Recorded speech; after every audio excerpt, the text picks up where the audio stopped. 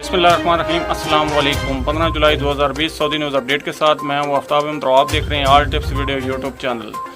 सऊदियों के नाम से गैर मुल्कियों के नए कारोबार शुरू करने के लिए नए कानून की मंजूरी दे दी। सऊदी मजलिस शूरा ने सऊदियों के नाम से गैर मुल्कियों के कारोबार के खात्मे के लिए मुकर्रर कानून के मसूदे की मंजूरी दे दी है। इससे निज़ाम मुकाफ़त तस्तर का नाम दिया गया है। ये फैसला सदर शूरा डॉक्टर अब्दुल्ला अल शेख के सदारत में मुनक्कद वीडियो इजलास के दौरान किया गया है। सऊदी खबर इदारे SPA के मुताबिक मसूदे की मंजूरी से कबल इक़्तिसादी कमेटी की रिपोर्ट चेयरमैन डॉक्टर फैसल अल फाज़ल ने पेश की थी, जिस पर ऐवान में बहस हुई।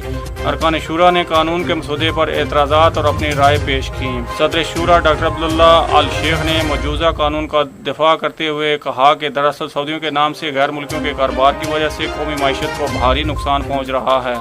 बहुत सारे सऊदी शहरी अपने नाम से गैर मुल्कियों को कारोबार करा रहे हैं और उनके कारोबार पर पर्दा डाले हुए हैं। ये मसला सरकारी इदारों खुसूसन पब्लिक प्रोसिक्यूशन और अदलिया के लिए दर्द सर बना हुआ है। सदर शूरा का कहना था कि कारोबार करने और कराने वालों के दरमियान तनाज़ात कभी कभार संगीन सूरत हाल इख्तियार कर लेते हैं। फ्रीकैन में से कोई एक या दोनों फरीक मुख्तलिफ उन्वानों से अदालत के दरवाजे खटखटाने लगते हैं।